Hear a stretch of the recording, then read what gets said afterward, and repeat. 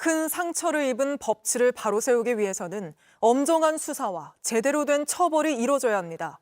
법원을 습격한 이들에게 소요죄 적용도 검토되고 있는데 얼마나 무거운 형을 받게 될지 법조팀 조혜연 기자와 따져보겠습니다. 자, 조 기자, 일단 공무집행 방해죄가 적용됐지만 소요죄를 포함한 죄명이 더 늘어날 수도 있는 거죠? 네, 경찰은 폭동 당시 영상을 분석하고 있는데요. 수사 과정에서 공무집행방해에 더해 특수 건조물 침입 그리고 공용물 파괴 혐의 등이 추가로 적용될 수 있습니다. 특히 경찰은 이 소요죄에 해당하는지도 검토하고 있습니다. 근데 그 소요죄는 길게는 징역 10년까지 처벌하는 범죄 아닙니까? 네, 여러 명이 한 지방의 평화나 공공의 안전을 해하는 정도의 폭행, 협박 또는 손괴의 범행을 저지를 때 적용됩니다. 1년 이상 10년 이하의 징역 또는 1,500만 원 이하의 벌금에 처하도록 규정하고 있습니다. 네. 이 최대 징역 10년형까지 선고가 가능한 겁니다. 또 경찰을 다치게 한 사람들에게는 특수공무집행방해 치상죄가 적용될 수 있습니다. 이는 역시 3년 이상의 징역에 처할 수 있는 중범죄입니다. 양형 기준에는 또 여러 명이 다수의 공무원을 다치게 한 경우에는 징역 7년형까지도 권고하고 있습니다. 유리창을 비롯해서 CCTV 저장 장치, 굉장히 많은 것들이 파손이 됐습니다. 그 구체적인 피해액도 확인이 됐죠. 그렇습니다. 대법원은 이번 폭동 사태로 일단 물적 피해액이 6억 원에서 7억 원에 달한다고 밝혔습니다. 네. 이 보시듯이 외벽 타일이 아주 심하게 훼손됐고 창문도 많이 깨졌습니다. 또 관제실의 CCTV 저장 장치와 컴퓨터 모니터도 파손됐고요. 여기에 더해서 셔터와 출입 통제 시스템, 또 책상이나 이런 집기류 그리고 미술품까지도 파손된 것으로 파악됐습니다. 이 복구에 상당한 비용과 시간이 필요할 것으로 예상됩니다. 굉장히 많은 것들이 파손이 됐는데 그 비용은 폭동 피의자들에게 물리는 거죠? 네, 천대엽 법원행정처장은 오늘 국회에서 이 불법 행위에 가담한 전원에 대한 철저한 추궁이 필요하다, 이런 여러 대법관의 말이 있었다고 밝혔습니다. 네. 또 손해배상을 청구하겠다는 뜻도 밝혔는데요. 이 경찰의 신체적, 정신적 피해 그리고 법원 직원이 입었던 정신적 피해들까지 이 손해배상 범위에 포함될 수도 있습니다.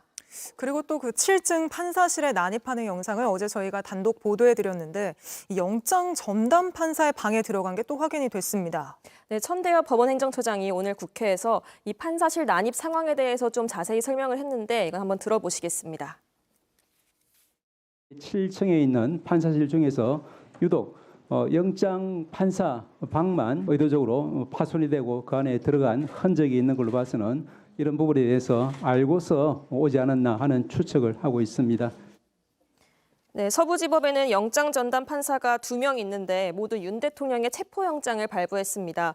이 시위대가 무작위로 난입한 게 아니라 영장 판사를 콕 짚어서 노린 것으로 좀 의심되는 대목입니다. 네. 또 시위대가 차은경 판사의 이름을 부르면서 법원에 난입했지만 이 차 판사는 영장 전담 판사는 아니고 당시 당직 법관이었습니다. 이 차 판사의 사무실도 다행히 7층은 아니었습니다.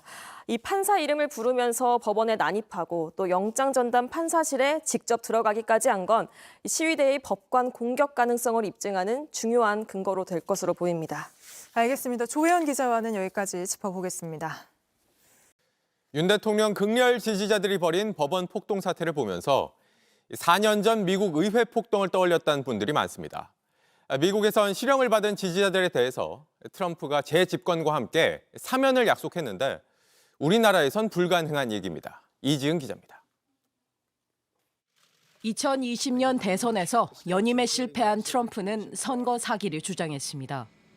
지지자들은 이듬해 바이든 취임을 앞둔 의회에 몰려들었고 We're going to walk down and I'll be there with you. We're going to walk down to the Capitol.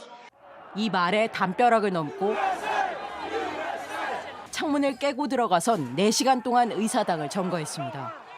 당시 내란을 선동한 혐의로 트럼프는 하원에서 탄핵됐고 시위대 1,500여 명과 함께 기소됐습니다.